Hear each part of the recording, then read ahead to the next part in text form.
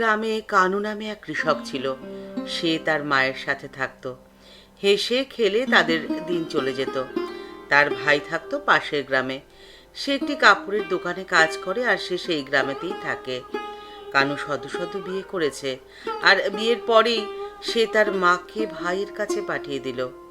বিয়ের বেশ কিছুদিন পরে কানু বুঝতে পারল যে তার বউ বেজায় বোকা। তার বউয়ের নাম ছিল সুধা। একদিন কানু নদীতে মাছ ধরতে গেছিল। বেশ কয়েকটি কই মাছ তার জালে আটকায়। সে ঘরে এসে মাছগুলোকে একটি পাত্রে রেখে ইট চাপা দিয়ে রাখলো। তার বউ ঘরে ছিল না, পাড়ায় একটি বাড়িতে কীর্তনে গিয়েছিল। কানু বেশ ক্লান্ত ছিল।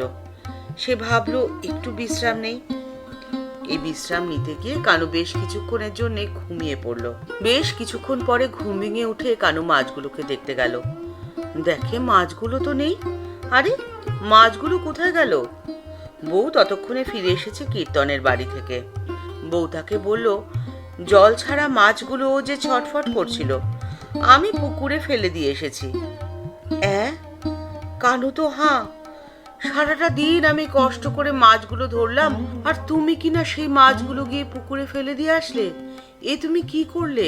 আর একদিনের কথা, দুপুরবেলায় কানুর বউ দিবানিদ্রা দিচ্ছিল, আর পাখির দল এমন কিচিরমিচির করছিল যে ঘুমোনো দায়। খাটের তলায় ঝামা ভরা শস্যদানা ছিল।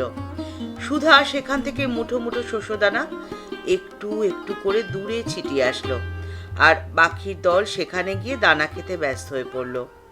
আর সুধা তখন বেশ আরাম করে ঘুম দিল।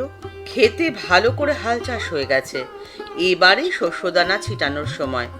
এই বলে কানু খাটের তলা থেকে ঝামা বার করতেই চক্ষু চড়ক গাছ। আরে, ঝামা তো খালি। সুধা, ও সুধা, শস্যদানা কোথায় গেল? চিৎকার করে বাড়ি মাথায় করলো কানু। সুধার মুখে সব কথা শুনে কানু তো মাথা ঘুরিয়ে একেবারে চিৎপাত। কানু একটি ঘড়ায় টাকা জমাতো।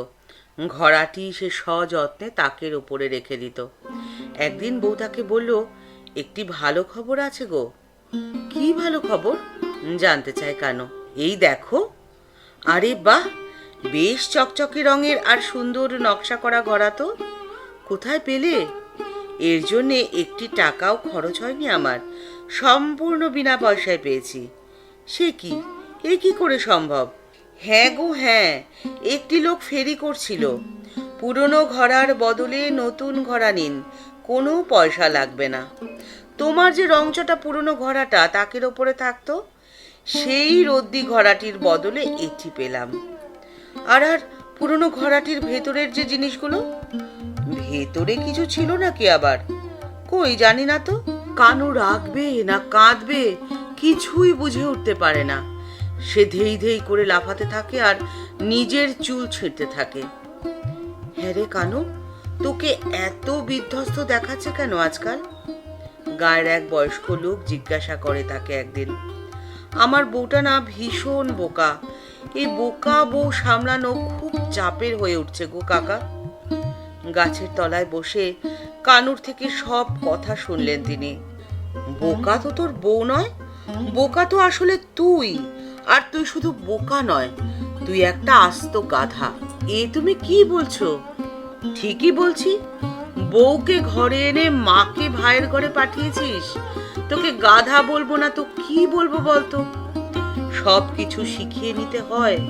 তা তোর মাই তো শেখাতো তোর বউকে সংসারের সমস্ত খুঁটিনাটি। স্কুলে যেমন শিক্ষক ছাত্রদের শিখিয়ে পড়িয়ে নেন, সংসারেও যে তেমনটি দরকার রে। অভিজ্ঞ মানুষদের অবহেলা করতে নেই রে কখনো। তুমি ঠিকই বলেছ কাকা, কালকেই আমি মাকে নিয়ে আসবো আমার বাড়িতে। সংসারে মার ভূমিকা যে আমি বুঝতেই পারিনি। কানুর মা কানুর কাছে ফিরে আসলো। কানুর সংসারের আর কোনো সমস্যাই থাকলো না। হলো ওদের সুখের সুন্দর সংসার।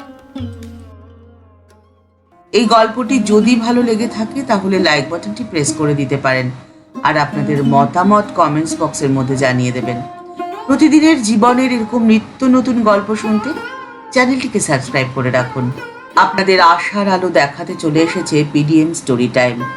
চ্যানেলটিকে সাবস্ক্রাইব করে বেল বাটনটি ক্লিক করে অল বাটনটিতে ক্লিক করে দিন।